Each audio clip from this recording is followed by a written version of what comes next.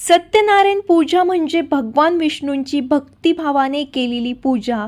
घरामध्ये सुख शांती राहावी, कुटुंबाचे कल्याण व्हावे, घरात सकारात्मक वातावरण निर्माण व्हावे आणि भगवान विष्णूंची कृपादृष्टी आपल्या कुटुंबावर सदैव राहावी या श्रद्धेने ही पूजा केली जाते. त्याचबरोबर बघा, आपल्या घरामध्ये काही आर्थिक अडचणी असतील, विवाह जुळत नसेल, पती पत्नीचे भांडण होत असेल, घरामध्ये वैवाहिक शांती नसेल, मुलं बाळं होण्यास अडचणी येत असेल, तर ही सत्यनारायण पूजा श्रावणामध्ये आवर्जून करा. सत्यनारायण पूजेचा 99% फरक तुम्हाला ही पूजा केल्याने घरामध्ये झालेला दिसेल. बघा, नारळी पौर्णिमेला सत्यनारायण पूजा कशी करायची, पूजेसाठी कोणकोणते साहित्य लागते आणि संपूर्ण पूजा विधी काय आहे हे जाणून घेणार आहोत आज आपण या व्हिडिओमध्ये. त्यामुळे हा व्हिडिओ शेवटपर्यंत नक्की बघा. मी हा व्हिडिओ तुम्हाला पूजा मांडणी संपूर्ण कृतीसहित दाखवणार आहे. बघा, ही पूजा करण्यासाठी आपल्याला वेळ हा संध्याकाळचा असतो. ही पूजा आपल्याला संध्याकाळच्या वेळी करायची आहे. संध्याकाळी 6 ते रात्री 9 वाजेपर्यंत ही पूजा केव्हाही केली तरी पूजा मांडणीसाठी आपल्याला सर्वप्रथम ज्या ठिकाणी पूजा मांडायची आहे ती जागा स्वच्छ पुसून घ्यायची.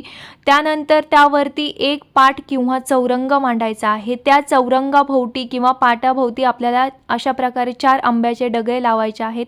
त्या पाटावरती लाल रंगाचे किंवा पांढऱ्या रंगाचे वस्त्र टाकून घ्यायचे आहे. त्यावरती थोडेसे अशा प्रकारे गहू टाकायचे आहे. गहू टाकल्यानंतर हे गोलाकार गहू आपल्याला टाकायचे आहे. त्यानंतर आपल्याला एक तांब्यामध्ये पाणी भरून घ्यायचे आहे आणि ह्या तांब्यावरती अष्टगंधाने किंवा कुंकवाने स्वास्तिक काढून घ्यायचे आहे. स्वास्तिक अशा प्रकारे काढायचे आहे. स्वास्तिक काढल्यानंतर आपल्याला तांब्याच्या सर्व बाजूने हळदी कुंकवाचे बोटं ओढून घ्यायचे आहे. हे 5 बोटं आपल्याला अशा प्रकारे ओढून घ्यायचे आहे. त्याचबरोबर ह्या तांब्यामध्ये आपल्याला गंध, फूल, अक्षदा, हळदी कुंकू, 1 रुपयाचं नाणं ह्या वस्तू टाकायच्या आहेत आणि हा तांब्या आपल्याला चौरंगावरती किंवा पाटावरती अशा प्रकारे ठेवायचा आहे. कलश हा आपल्याला मध्यभागी मांडायचा आहे, म्हणजे चौरंगाच्या पाटाच्या मध्यभागी मांडायचा असतो आणि त्याच्या मागे आपल्याला सत्यनारायणाचा फोटो ठेवायचा आहे किंवा तांब्याला खिटून तुम्ही समोरच्या बाजूस सत्यनारायणाचा फोटो ठेवला तरीही चालतो. बघा, अशा प्रकारे हा तांब्याला मी हळदी कुंकवाचे बोटं ओढून घेतले आहे. मध्यभागी स्वास्तिक काढला आहे. स्वास्तिकला देखील हळदी कुंकू लावलेला आहे. त्यानंतर बघा, तांब्यामध्ये फूल भरून असे पाणी ठेवलेलं आहे आणि त्यामध्ये आंब्याचे 5 पानं किंवा विड्याचे 5 पानं ठेवून आपल्याला त्यावरती ताम्हण ठेवायचे आहे. ह्या ताम्हणामध्ये तांदूळ आपल्याला ठेवायचे आहे आणि त्यामध्ये बालकृष्णाची मूर्ती ठेवायची आहे. तुम्ही व्हिडिओमध्ये बघा, तशा प्रकारे आपल्याला पूजा मांडायची आहे. बघा, हे ताम्हणामध्ये ताम्हण भरून मी तांदूळ घेतले आहे. तुम्ही अर्धे पण घेऊ शकता, पण तांदूळ आपल्याला घ्यायचे आहे. अशा प्रकारे तांदूळ घ्यावे. त्यामध्ये आपल्याला बालकृष्णाची घरात असलेली मूर्ती ठेवायची आहे आणि मागे, तांब्याच्या मागे श्री सत्यनारायणाचा फोटो अशा प्रकारे लावायचा आहे. तांब्याखाली आपण गहू ठेवलेले आहे आणि ताम्हणामध्ये तांदूळ ठेवलेले आहे.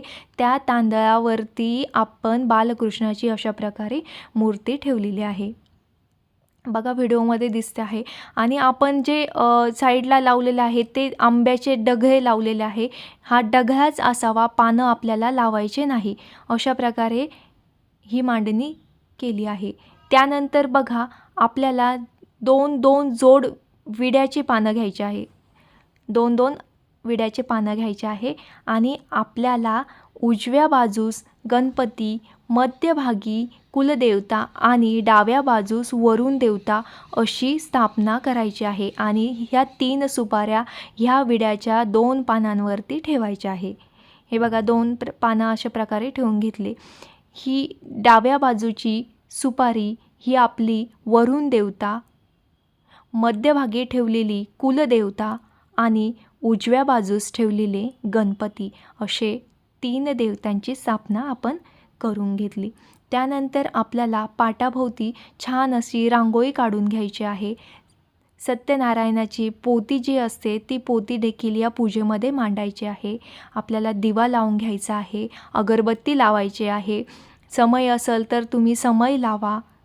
अशा प्रकारे ही पूजा मांडणी अगदी सोप्या पद्धतीने आहे. तुम्ही घरच्या घरी दर पौर्णिमेला ही सत्यनारायण पूजा करू शकता. या सत्यनारायण पूजेचे खूप महत्त्व आहे. आपल्या घरातील सर्व अडचणी दूर होतात. घरामध्ये आर्थिक अडचणी असतात तर ह्या आर्थिक अडचणी फक्त सत्यनारायणाच्या पूजेमुळेच दूर होतात. तुम्ही 5 सत्यनारायणाच्या पूजा दर पौर्णिमेला करू शकता. असे 5 पौर्णिमेला 5 सत्यनारायण पूजा जर केल्या तर नक्कीच तुमच्या घरातील सर्व आर्थिक अडचणी दूर होतात. तुमच्यावर काही कर्ज असेल तर त्या कर्जातून तुम्ही मुक्त व्हा. अशा प्रकारे आपल्याला पूजा मांडणी करायची आहे आणि प्रदोष काळामध्येच ही पूजा करायची आहे. ही पूजा सकाळी करायची नाही. पौर्णिमेला प्रदोष काळामध्ये संध्याकाळी 6 ते 9 या दरम्यानमध्ये तुम्ही ही पूजा करू शकता. संध्याकाळी 6 ते 7 हा टायमिंग ह्या पूजेसाठी उत्तम मानला जातो. पण आपल्याला ह्या काळात जर शक्य नसेल तर तुम्ही 7 नंतर 9 वाजेपर्यंत कधीही ही पूजा करू शकता. त्यानंतर बघा, बालकृष्णाला आपल्याला गंध लावायचा आहे, अष्टगंध लावायचा आहे. त्यानंतर आपण ज्या सुपाऱ्या मांडलेल्या आहेत त्यामध्ये प्रथम आपल्याला गणपतीच्या सुपारीची पूजा करून घ्यायची आहे. हळदी कुंकू अक्षदा वाहायच्या आहे. दुसरी सुपारी आहे कुलदेवतेला देखील आपल्याला हळदी कुंकू वाहून घ्यायचे आहे. आणि तिसरी सुपारी आहे वरुण देवतेला देखील हळदी कुंकू अक्षदा आणि फूल वाहायचे आहे. त्यानंतर बघा, आपण घरामध्ये जो ह्या सत्यनारायणाच्या पूजेसाठी जो प्रसाद बनवलेला आहे, ह्या पूजेसाठी शिऱ्याचा प्रसाद बनवायचा आहे. हा प्रसाद कुणालाही बाहेर वाटायचा नाही, फक्त घरातल्यांनीच हा प्रसाद खायचा आहे.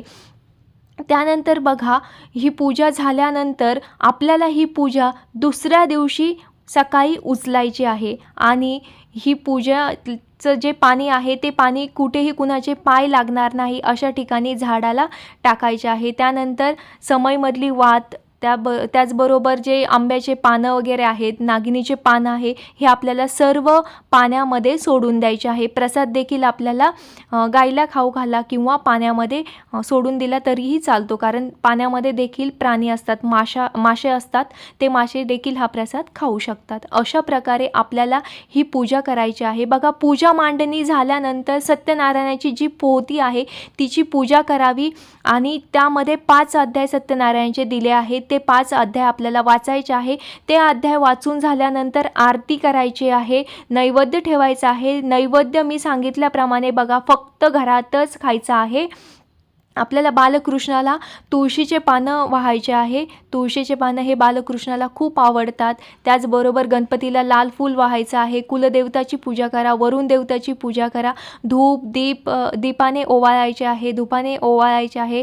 गंध, फूल, अक्षदा वाहायचे आहे. अशा प्रकारे आपल्याला ही पूजा करायची आहे. प्रदोष काळामध्येच अशा प्रकारे ही पूजा करायची आहे. व्हिडिओ आवडल्यास लाईक करा, चॅनलला सबस्क्राईब करा, व्हिडिओ शेअर करा. श्री स्वामी समर्थ.